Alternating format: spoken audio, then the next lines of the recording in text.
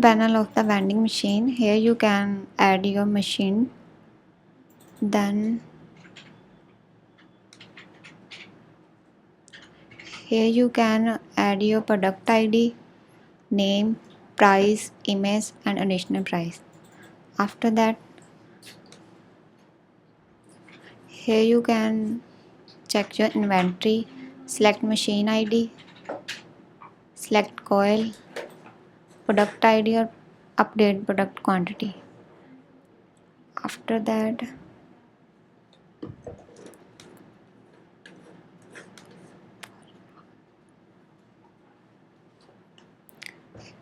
these are the orders where, as you can see, these are failed and these are completed.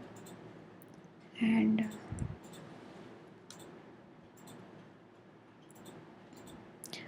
here you can check your machine status, that these are active or not.